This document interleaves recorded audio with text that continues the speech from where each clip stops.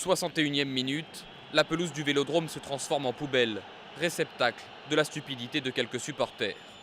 Des bouteilles en verre lancées contre le gardien lyonnais, un fumigène qui atterrit sur Michy Batshuayi, oblige l'arbitre à interrompre le match durant 25 minutes.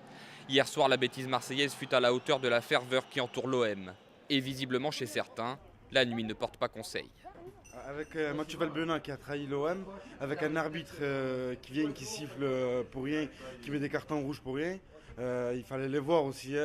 Moi je le sentais venir de toute façon. Mathieu Valbuena, cible privilégiée de cet Olympico. L'ancien Marseillais, passé à Lyon cet été, a le droit à un traitement particulier sur le terrain et en dehors, accueilli par sa marionnette pendue à une potence.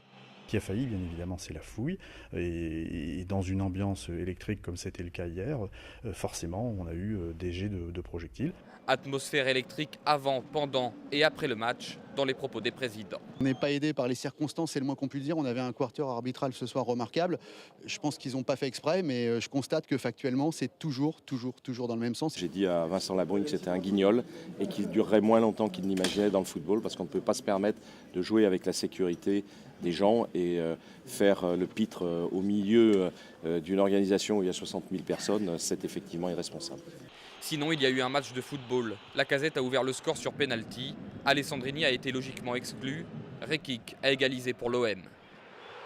Les deux équipes ont fait match nul, adjectif qui résume décidément bien la soirée.